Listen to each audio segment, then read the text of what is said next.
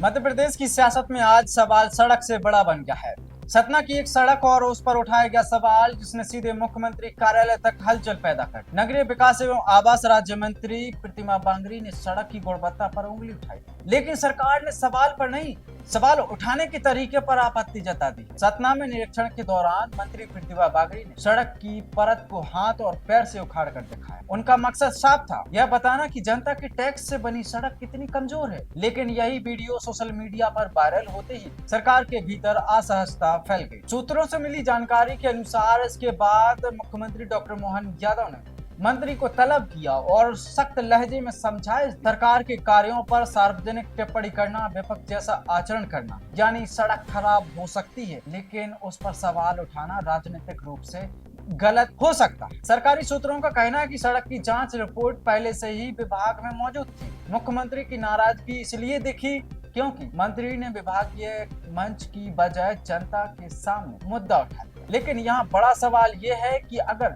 सड़क सच में खराब थी तो क्या जनता को भी सच जानने का हक नहीं? क्या एक मंत्री का काम सिर्फ फाइलों तक सीमित रह गया है या फिर जमीन पर उतर कर गड़बड़ियां दिखाना भी जिम्मेदारी है? सरकार कहती है अनुशासन जरूरी है, सामूहिक जिम्मेदारी जरूरी है, लेकिन जनता कहती है सड़क मजबूत होनी चाहिए। यह मामला अब केवल प्रतिमा बांगरी की फटकार तक सीमित नहीं रहा, यह सिस्टम की उस दीवार को उजागर कर रहा है जहां गड़बड़ी दिखाने वाले को ही कटघरे में खड़ा कर दिया जाता। अगर सड़क अच्छी होती तो उखड़ती नहीं, अगर काम सही होता तो वीडियो वायरल नहीं होता, और अगर जवाबदेही मजबूत होती तो मंत्री को सवाल उठाने पर फटकार नहीं मिलती। आज सवाल साफ है, क्या सरकार को ज्यादा चिंता अपनी छवि की है या जनता की सड़कों की?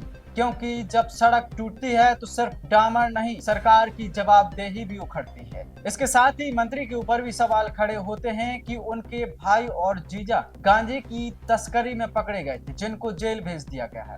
इसके बाद से पूरी सरकार में हलचल मची हुई थी। इसको लेकर मुख्यमंत्री ने मंत्री प्रतिमा बांगरी को फटकार लगाई। तो क्या मंत्री प्रतिमा बांगरी ने इस मुद्दे को नया मूड देने के लिए उन्होंने सड़क की इस समस्या को जनता के सामने रखा ताकि मीडिया और जनता का ध्यान उनके अच्छे कार्यों पर चला जाए और गांजा तस्करी में पकड़े गए भाई पर ज्यादा चर्चा और बहस न हो? सवाल दोनों मुद्दों पर है, सड़क की खराब स्थिति पर और उनके भाई का गांजा तस्करी पकड़े जाने पर भी। क्या मंत्री के भाई को राजनीतिक संरक्षण मिला हुआ था? क्या राजनीति संरक्षण के चलते ही वह गांजा तस्करी कर रहे थे? इसकी जांच भी जरूरी है।